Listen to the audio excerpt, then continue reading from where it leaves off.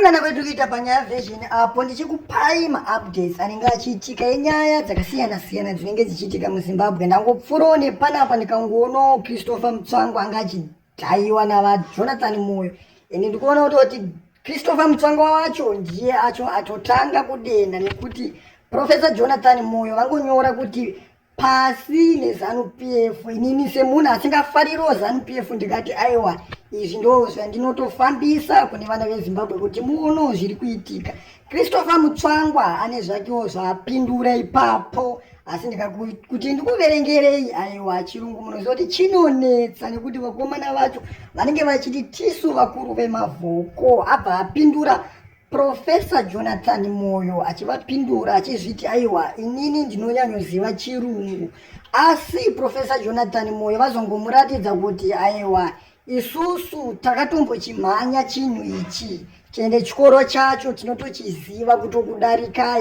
Vazomupindurawo nemamwe mashoko nemamwe mazivhoko aiswa ipapo zvekuti unongoverengawo wega pascreen apo, kana uchikakama unongokakamawo wega wotoona kuti aiwa Christopher Mutsvangwa adhayiwa ita kumhurwa zvaikuti zviya zvainonzi mukanwa make munobuda zvinonhuhwa, zvabuda zvinonhuhwa zvikadzoka futi kuita fresh, abva angonyarara kuti Christopher Mutsvangwa munomuziva nekuti anongotaura zvaanoda panguva yaanoda, nekuti anenge achiregererwa napurezidendi vake vaMunangagwa. Ndofunga ndo vanenge vachimutuma achidherera.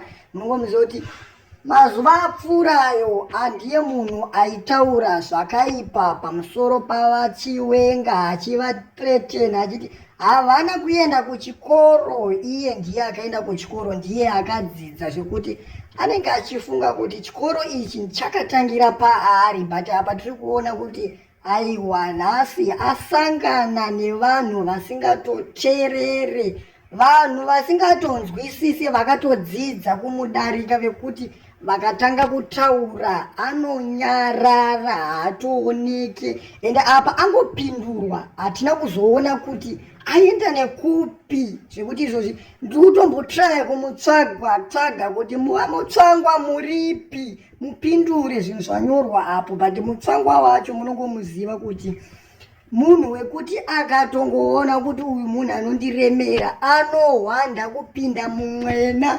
haumuone.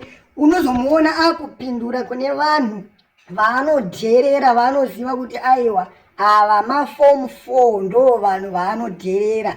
Ana Jonathan Moyo munovaziva kuti ndo vakuru vakambochimhanya paG40, vakomana vaimhanya nababa vaBhona, baba vaMugabe. Saka zvinhu zvese izvi vanozviziva, havana kana chitsotsi chavasingazive. Ende chikoro chacho mabhuku munovaziva kuti ndo vakuru vacho vaichimhanya. Ana baba Tyson ndo vakuru vacho, havana kana chavanoudzwa, zvese vanoziva zvinoitika muhurumende yemuZimbabwe.